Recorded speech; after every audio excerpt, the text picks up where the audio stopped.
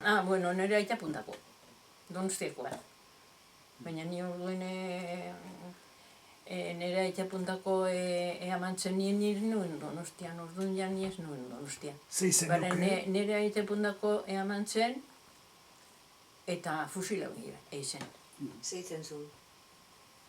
Ba, zea zalako. Izena, nor zen bera? Izena. Guruzeaga esan, Juan Guruzeaga. Eta bigarren ez dakizu. Pilain izango zen? Ez. Ez Guruzeaga, ez dakit. Baina nortzuk hilko ben, gorrien partekoak edo Frankok? Franko, orduan are zeuzkan seme alaba zeukan. Eta nire lehengozuak esatezian beti naparrak izen ziren. Guruziaga. Juan Guruziaga. Ez begiratuko dut. Baina hori osaba hola etzen? Nire osaba. Nire osaba? Haman partetik o aitan partetik? Aitan partetik.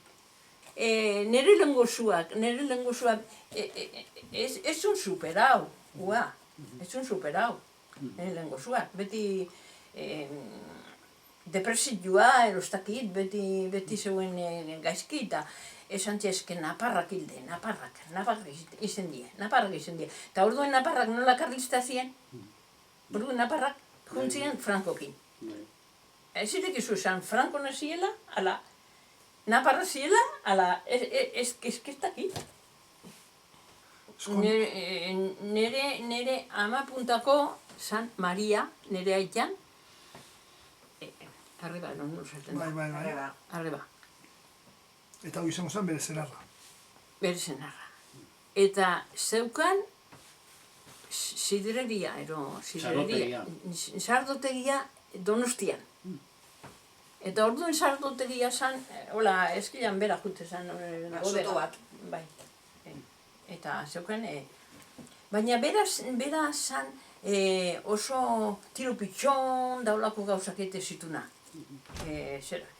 Eta gero, nik esautu dutzana da, nire izeba, beran Andria, beti negarrez. Hori esautuet. Maria. Eta orduan zure ustez hori, gizon hori, fusilatu egin ben. Bai. Ezan frentean hil. Gerratik. Fusilatu, etxetik eman da fusilatu.